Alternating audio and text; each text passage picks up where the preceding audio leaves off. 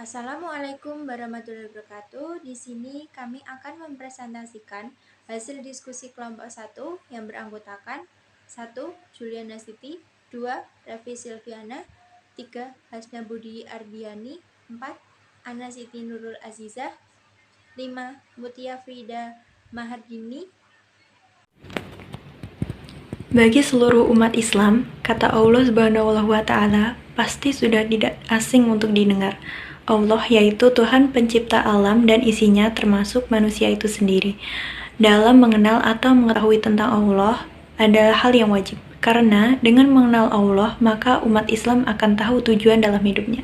Seperti hal yang sudah disebutkan dalam firman Allah Subhanahu wa Ta'ala, Quran Surah Az-Zariyat ayat 56 yang artinya, "Dan aku tidak menciptakan jin dan manusia, melainkan supaya mereka mengabdi kepadaku." Terdapat beberapa hal yang menjadi alasan kenapa umat Islam harus mengenali Sang Penciptanya. Yang pertama, kita dapat berhubungan langsung dengan Zat yang paling Maha Kuasa, yaitu Allah Subhanahu wa Ta'ala. Contohnya, kita melakukan perintahnya seperti sholat 5 waktu.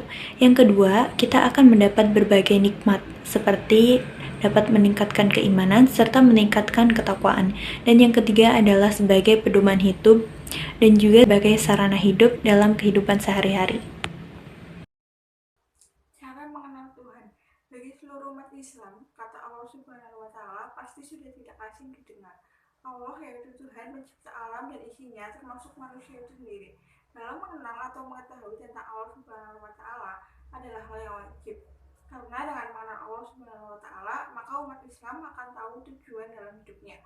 Seperti yang sudah disebutkan dalam firman Allah Subhanahu wa Ta'ala, Quran Surat Az-Zariyat ayat 56 yang artinya, "Dan aku tidak menciptakan jin dan manusia, melainkan supaya mereka mengabdi kepadaku." Terdapat beberapa hal yang menjadi alasan kenapa umat Islam harus mengenali Sang Penciptanya. Yang pertama, kita dapat berhubungan langsung dengan Zat yang paling Maha Kuasa, yaitu Allah Subhanahu wa Ta'ala. Contohnya melakukan perintahnya seperti sholat 5 waktu. Kedua, kita akan mendapat berbagai nikmat seperti dapat meningkatkan keimanan serta meningkatkan ketakwaan. Ketiga, sebagai pedoman hidup dan juga sebagai sarana hidup dalam kehidupan sehari-hari. Pentingnya mengenal Tuhan. Ma'rifatullah atau mengenal Tuhan adalah mata pelajaran utama yang harus diselesaikan seorang muslim.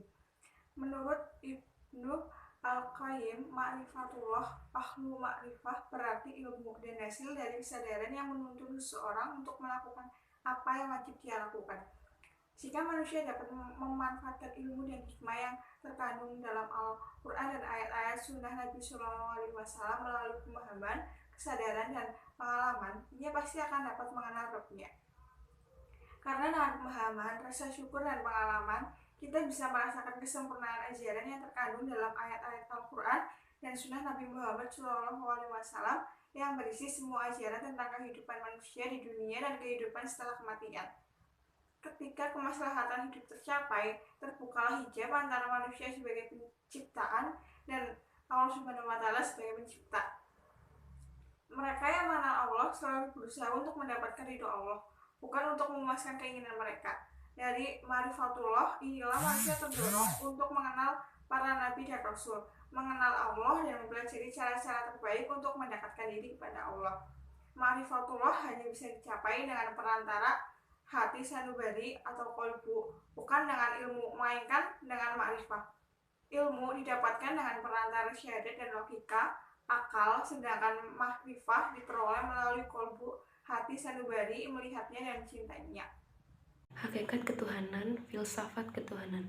Filsafat ketuhanan mengajarkan manusia mengenal Tuhan melalui akal pikiran semata-mata yang kemudian kebenarannya didapati sesuai wahyu atau kitab suci. Dengan kata lain, bahwa baik agama maupun filsafat ketuhanan sama-sama bertolak dari pangkalan pembelajaran ketuhanan, tetapi jalannya ditempuh berbeda. Masing-masing menempuh cara dan jalannya sendiri, namun keduanya akan bertemu kembali di tempat yang dituju dengan kesimpulan yang sama, yaitu Tuhan ada dan Maha Esa. Aplikasi dalam kehidupan sehari-hari. Yang pertama, percaya dan takwa kepada Tuhan Yang Maha Esa sesuai ajaran agama yang dianut. Yang kedua, menjalankan perintah agama sesuai ajaran yang dianut. Nomor 3, saling menghormati antar umat beragama. Nomor 4, bekerja sama antar pemeluk agama dan penganut kepercayaan yang berbeda-beda. Yang kelima, menghormati orang lain dalam kebebanan menjalankan ibadah sesuai agama dan kepercayaan masing-masing.